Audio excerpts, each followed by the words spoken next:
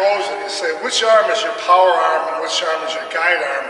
Almost every pro will say the lead arm is the power arm, and the top hand is simply a guide. It can be a little confusing as to which role each of the arms has, but let's go through it real briefly. Your lead arm, because your front foot comes down, your hips turn, your hands are pulled back, and your shoulders turn. As your shoulders rotate, they're going to pull that lead arm around. So actually your lead arm takes all the power from the hips. It's being pulled forward and in a rotation. And you have to get that little bit of extension outside the rotation right before impact. So it does deliver a lot of the power. However, I think the lead arm does a lot of the guiding as well, because as you pull around, you have to direct it. If I want to take this ball, drive it up as a long line drive or home run, I have to have my hip rotation pulled around, and I can't go down, I can't go way up.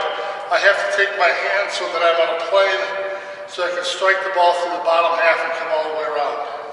So there's a lot of guiding there. Boom, through, pull it all the way around. If I have a low pitch, then I'm going to try to hit for a base hit. It's the same way.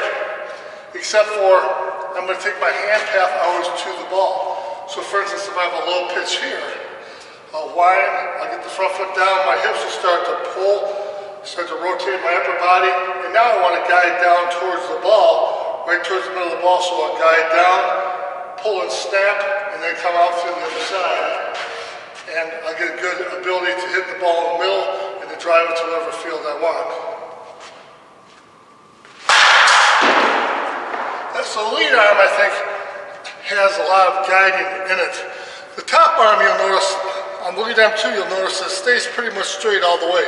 You might get a little bit of extension, but it's pretty much straight because it's back all the way. It's fairly straight the whole way. The top arm, when you come around to impact, if you're really focusing on pulling with a rotation, being connected to your hands all the way to your hips, through your shoulders, through your lead lats, through your body. If your hips open and pull that lead arm towards the strike point, right before impact you get a little burst. And in that burst, notice how your right arm is bent. And the right arm will give a little bit of a pull as well, but also extension to get to impact. And if you hammer it this way, you're going to get arm extension. And that's a powerful motion. So I feel like you get a lot of power on the top hand. With lead arm, it's good to have it as a main focus. And so you get power out of both the lead arm and the top arm, only in different ways. And the lead arm, though, has to be a real good focus of guiding. So to do some drills, if you want to really work on the lead arm and making sure that your hips stay pulling all the way around until after impact, what you really want to make sure is when we come down on our front foot and start to unwind, that our hips pull this all the way around, that we don't just rotate and stop and then just finish with our arms. We want to feel this strong pull all the way around. Right before impact, we'll get that little burst, and then continue to pull all the way around with the hip rotation and shoulder rotation after impact. You get a lot of hip rotation pull to impact, and after impact your hips go turn a little bit more, but you get a lot of shoulder turn and torque afterwards. So a really good drill to work on is the lead arm, making sure the hips pull it all the way around. Again, I want to wind, get my breast hip way out, be rotating and pulling. If I go too level here and come down through, I'm going to cleave the bottom and get a pop-up. If I'm too aggressively up, I'm going to top spin or a ground ball. I want to get just, the pitch is coming in like this, I want to get a little bit more level than the pitch, a slide up plane, and I want to catch the bottom half of it to try to get a nice line drive, home run type ball. That's a great drill to do. Too shallow underneath it, there's a pop fly.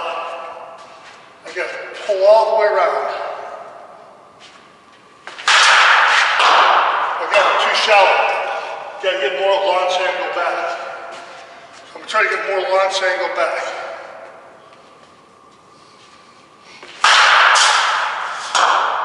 Line drive, didn't quite pull all the way around. Better than that clean.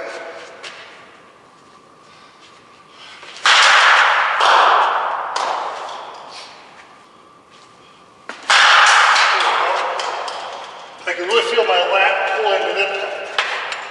You want to make sure you stay connected as long as possible. If I stop rotation and then go like that, you You get a pop, stay connected, stay pulling all the way. It's really good. You get it back up here now. And after you do a few of these, I'm going to do one just using my lead arm. Okay, now when I add my top arm, I'll focus mostly on lead arm, but I'll have them both together.